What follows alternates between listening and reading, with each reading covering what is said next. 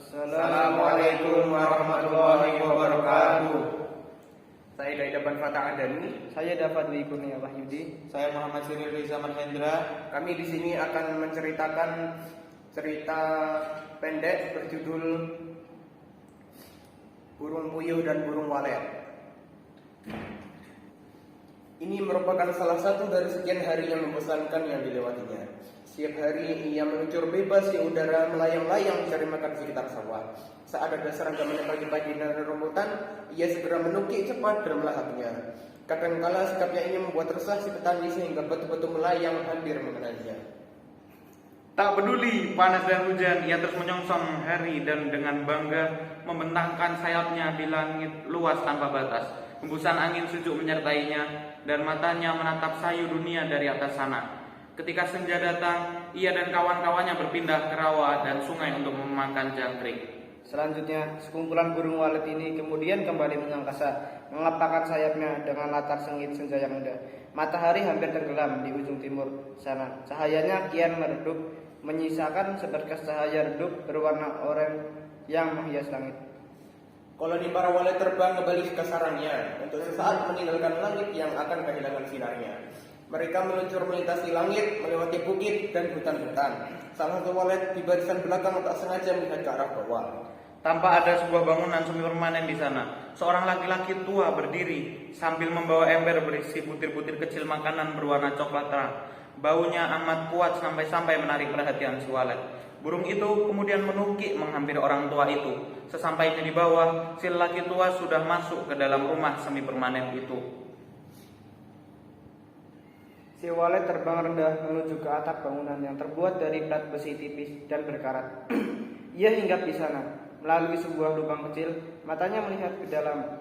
Laki-laki tua itu tengah menuang butir-butir makanan itu ke dalam sebuah tempat makan berbahan kayu yang terpasang di sebuah kandang. Di dalam kandang berbahan kawat itu ada banyak burung puyuh yang tinggal. Dengan badannya yang kempal, mereka saling berebut untuk menyantap makanan yang diberikan si laki-laki tua. Dengan mudahnya, paruh mereka mematuk-matuk demi butir yang diberikan oleh sang tuan, semakin membuat tubuhnya kian gemuk. Setelah kenyang makan, puyuh-puyuh berpindah ke tempat minum. Mereka nikmati air berwarna kekuningan yang mengalir melalui selang dan turun ke sebuah wadah plastik. Bukan air biasa, air itu mengandung vitamin yang menyehatkan. Makan sudah, minum pun sudah. Para puyuh kini duduk manis di dalam kandangnya yang nyaman, tanpa takut ada binatang lain yang menyerang mereka. Beberapa dari mereka ada yang memejamkan mata.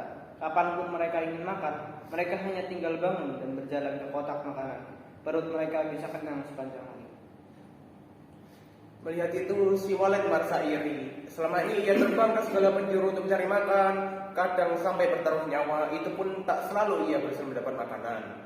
Dirinya bahkan pernah menahan lapar seharian karena belum dapat serangga.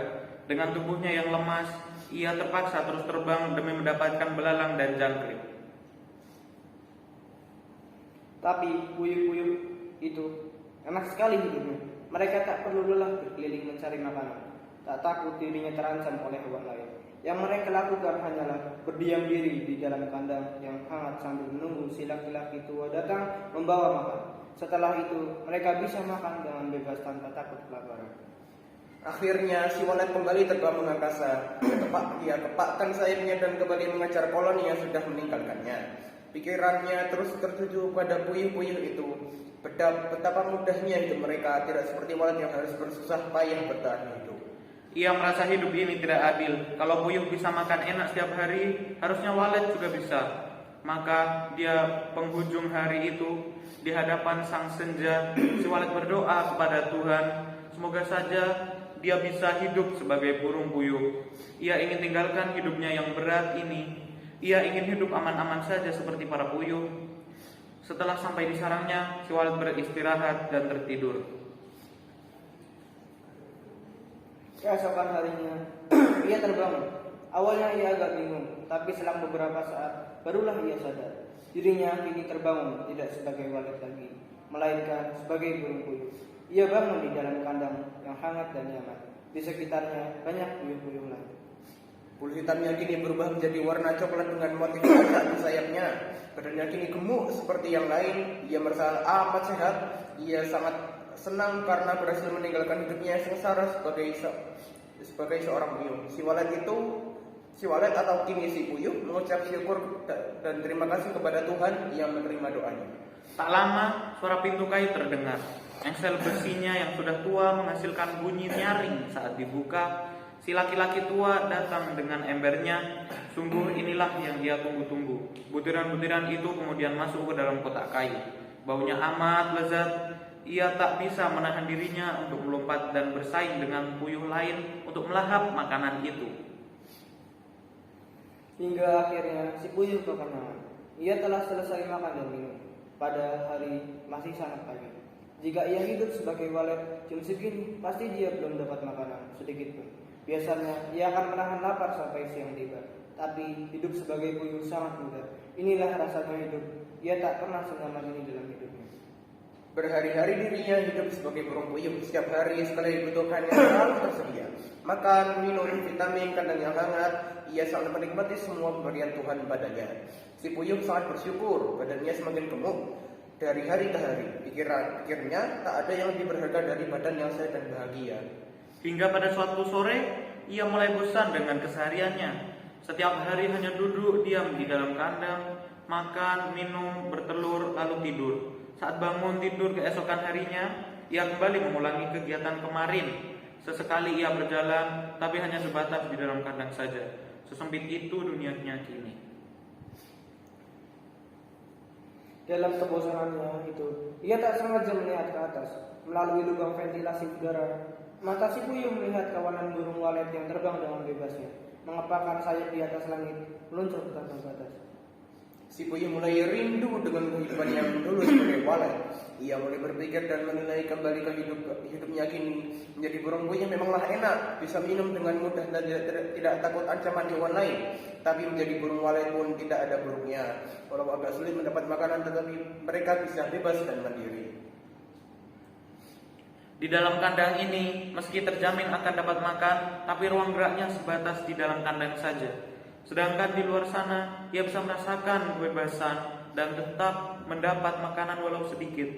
Perlahan perasaan sesat timbul dalam hatinya. Yang harusnya ia lakukan adalah bekerja lebih keras untuk mencari makan, bukan malah menjadi burung puyuh yang malas. Lama, si laki-laki tua datang. Ia membuka pintu kandang. Tangannya masuk dan mengambil satu persatu butir telur yang tersangkut di dalam. Saat pintu terbuka itu, terbesit di pikirannya untuk kabur.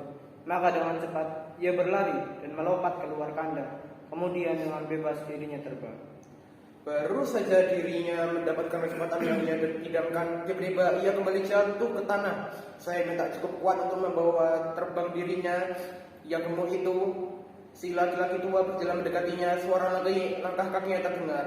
Si puyuh pun pasrah dengan mudah mengambil kembali burung puyuh yang kabur itu. Kalau kamu menginginkan kebebasan, kamu harus belajar terbang lebih dahulu, kata si laki-laki tua yang kemudian memasukkannya kembali ke dalam kandang. Si burung puyuh pun kembali meringkuk sedih di dalam kandangnya. Dengan mata berkaca-kaca, ia melihat ke langit melalui lubang ventilasi, menatap kawanan burung walet yang terbang bebas di langit sana. Sementara dirinya terkekang di dalam kandang. Ia merasa sangat iri dengan para walet yang bisa terbang bebas di langit sana. Maka senja itu, di bawah langit yang perlahan redup, si puyuh pun berdoa kepada Tuhan.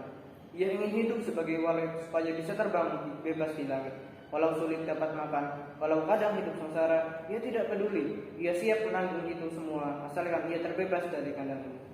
Setelah berdoa, si puyuh pun memejamkan matanya. Ia coba untuk tidur dan berharap semoga saat ia terbangun esok hari, semoga Tuhan mengabulkan doanya dan dirinya sudah berubah menjadi walet kembali.